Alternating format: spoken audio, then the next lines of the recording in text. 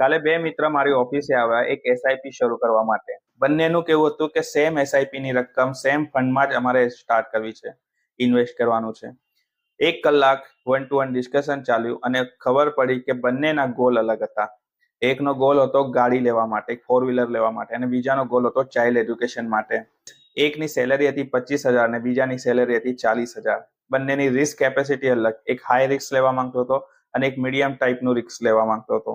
એટલે બંનેના ગોલ અલગ હતા, બંનેની રિસ્ક કેપેસિટી અલગ હતી, બંનેની સેલેરી અલગ હતી, અને એ અનુસાર એમને એક એસઆઈપી રકમ ચાલુ કરી. એકે 5,000 રૂપિયાની એસઆઈપી ચાલુ કરી અને બીજાએ 8,000 રૂપિયાની એસઆઈપી સ્ટાર્ટ કરી એક લોંગ ટર્મ માટે.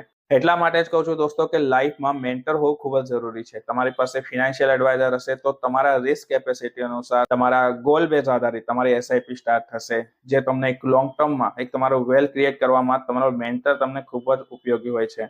તો શરૂઆત કરો મ્યુચ્યુઅલ ફંડની જર્ની મારી સાથે. હું નીતિશ સરદાર તમારી મદદ કરીશ તમારા ફિનાન્શિયલ જર્નીમાં.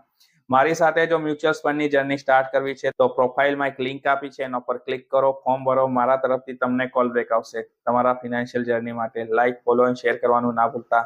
Thank you.